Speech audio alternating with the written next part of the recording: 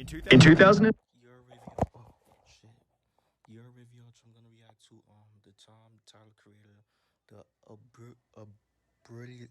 obliterated DJ Khaled. Meaning destroy DJ Khaled. 19, DJ Khaled picked a fight with Tyler the Creator.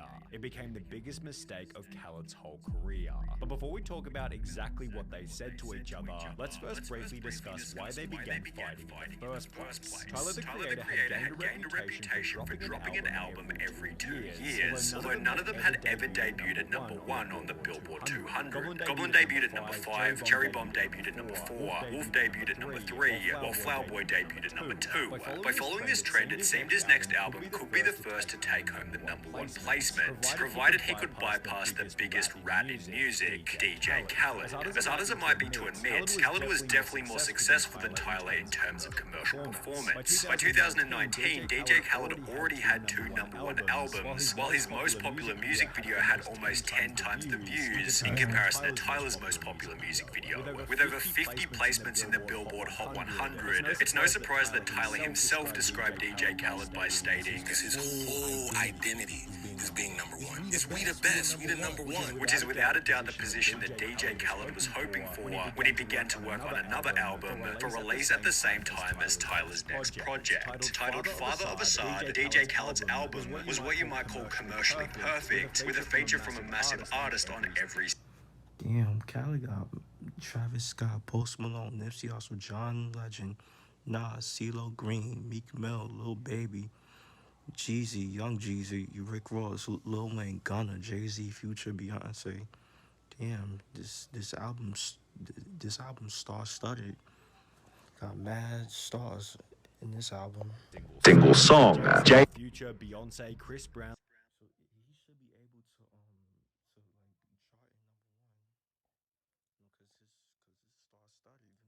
number 1, Lil Lil Wayne, Justin Bieber. Travis Scott and Post Malone on the same song. The album even had a feature from Nipsey Hussle at a time when he was already dead. On top of this, every song had a full team of writers, while in addition to DJ Khaled, almost every track also featured at least 3 producers. When considering his history, the names, and the clear work that had gone into Father of Assad, DJ Khaled likely thought that he'd easily cooked up another 1 album when it finally dropped on the 17th of May 2019. That would be until Tyler the Creator, on the very same day, released Eagle. Eagle had a much deeper story than any of Tyler's previous albums, characterized primarily by his ridiculous blonde wig, or not for some deep thematic reason, but rather because Tyler simply liked it. Where did the idea for the wig come from? What is Eagle? Like, why are we looking at it the way we are? Bro, I just thought it was cool. The track list itself was only made cooler by the fact that each song was written and produced solely by Tyler, which when tied in with a unique, recognizable album cover, gave it the strength to beat DJ Khaled. Igor number 1, Father of Assad number 2. A result that seemed to surprise even Tyler himself. And this is no disrespect to Khaled or anyone. Everyone, Cardi, 21 Savage, Travis Scott, Post Malone, Beyonce, Jay, everyone who sells billions of records, and the fact that I beat him with this was fucking crazy, bro. Tyler's win. And Khaled got mad features with stars, bro. With Cardi, like he said, Cardi B, Beyonce, Jay-Z, Nipsey, and he still couldn't. And Khaled and Khaled still has to have. Damn, but what I'm gonna say, Khaled still got defeated, bro, by Tyler Creator. Even though I'm not a fan of Tyler Creator, Tyler Creator defeat DJ Khaled and went number 1, had a number 1 album.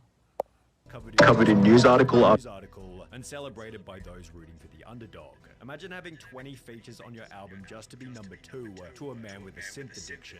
Igor out now. Although if there was one person who wasn't too happy about the final result, it was definitely DJ Khaled. DJ Khaled reportedly freaked out on his label when his album failed to debut at number 1. Various sources have now told Page 6 that Khaled stormed into his label offices and threw a temper tantrum upon learning that Father author of Assad would debut at number 2. Per one source, Khaled stormed into Epic with an entourage. He was angry and yelling. Another source added this: he was furious. There was some nasty stuff said. Publicly, he's all about positivity, but there is a mean side to him that people don't see. He overhyped the record and blew it up as his biggest album ever, with this article prompting an instant response from the public, in comments roasting DJ Khaled such as, "Just a thought here, maybe make music that doesn't suck. Who knew DJ Khaled had a vocabulary big enough to even express anger? Was about to say we the second best music, but somebody already did that one." Then again, if there's anything I've learned from DJ Khaled, it's to take credit from other people's work by screaming something loudly.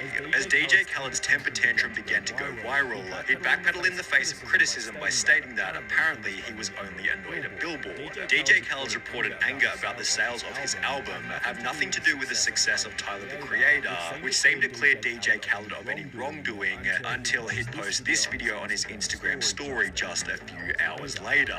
I make albums so people can play it and you actually hear it. You know, driving your car, you hear another car playing it. You know, go to the barbershop, you hear them playing it. You know, turn the radio on, you hear them playing it. You know, it's playing everywhere. It's called great music. It's called albums that you actually hear the songs. Not no mysterious shit that you never hear it. All it took was a single number 2 placement for Khaled's facade of positivity to completely and utterly crumble. Without saying Tyler's name, DJ Khaled implied that Igor was. But DJ Khaled was complaining about not hitting number 1, not having a number 1 album, you know? Real music. It was mysterious, you apparently couldn't hear the songs, and it wasn't being played by the cars around him or in any barbershops. His irate video was reposted to YouTube and Twitter, where it received over 65,000 likes whilst receiving comments such as, "For someone blessed and humble, he sounded bitter. Man, I was at my barbershop just this past Friday, and they weren't playing his album either. Went from we the best to we depressed," leading DJ Khaled to remove the video almost immediately. However, it was too late. Everybody had already seen it. The media began to weigh in on Khaled's bitterness by stating, "What the DJ/producer/not very inventive hype man seems to have missed though is the fact that the exposure of a record is literally what gets it on the charts. Tyler's album simply did better. The fact is, grabbing a bunch of the most hype names in hip-hop, slapping them on a fairly generic trap beat, and introducing each song with the same soundboard another one, literally just doesn't stack up against Tyler the Creator's innovative songwriting, production, and visuals, while YouTubers such as Anthony Fantano completely mutilated Khaled by stating this. This metric of, well, if they're playing it in the barbershop, the album's gotta be hot. That's kind of an old way of looking at things. Khaled's indignant whining and complaining here is disgusting.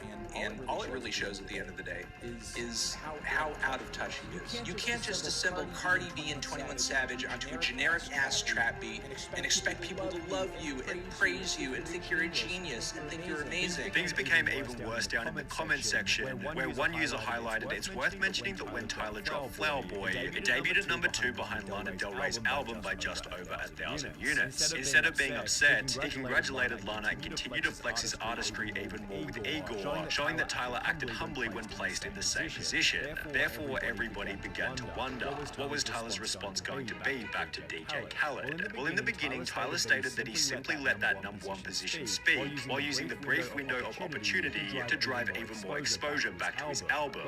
Wow, doing pretty good for some mysterious shit. Yeah, I am. Igor out now. With his Twitter exchange coming alongside a different response over on his Instagram. Rap media personality DJ Academics made a post reading, "Who had the better album to you, Tyler the Creator or DJ Khaled?" To which Tyler would continue his trolling by commenting, "OTF listens to Tyler the Creator," which was pretty much all he'd say. I ain't gonna lie, I don't listen to Tyler Creator. I never was a fan of Tyler Creator. The first time I heard of Tyler Creator was in 2011, 2012. Between those years, like, in those years, bro, like, even back then, I wasn't a fan of Tyler Creator. Until over 2 years. In June 2021, Tyler's next album, Call Me If You Get Lost, once again debuted at #1 on the Billboard 200, prompting a new tweet by Tyler still roasting Khaled for what he'd said 2 years prior. Mysterious music. One month later, Tyler would appear in a Hot 97 interview where... Bro, that Khaled thing was like, it was fun. It was just watching a man die inside because the weirdo was winning. I was moonwalking in a wig. Everyone on his album, everyone, and he wasn't wrong. Like, I'm not in the barber shop. I'm not at the club. I'm not skitty. I'm not in the back of the Maybach. So for some guy like that to kind of indirectly be like, that ain't real rap. That ain't real black music. That's what it felt like. However, this story actually has somewhat of a happy ending. DJ Khaled and Tyler, the Creator, squashed beef at Rock Nation's pre-Grammy brunch, explaining that though Khaled nor Tyler didn't mention anything of it, the two posed for a quick picture together, appearing to confirm that there aren't any issues between them. The article referred to this picture posted to DJ Khaled's Instagram, and considering on the Hot 97 interview Tyler said this, It's no hard feelings towards him. What he's done, And he was not the too. He built his way up. Yes, Not so paying for pirate radio. So I do have some sort of respect for him. it's really no surprise that the two got together for a photo. Okay, that's the vid. Yeah, let me know what y'all think about this whole DJ Khaled and Tyler the Creator. Like I said, bro, I like DJ Khaled, but I mean, you know, it's okay. You know, you can take a L. You know, he just wanna be DJ Khaled. I think he wanna be like competitive. You feel me? I feel like DJ Khaled was like being competitive. That's all. You know, and Tyler Creator, like, even though I'm not a fan of Tyler Creator, he made it to #1. His album hit #1. You know, he should be happy about that. You know, I'm pretty sure he was. He was mad hype about that. So yeah, make sure y'all like, subscribe. Y'all know the vibe. We're just checking out you are.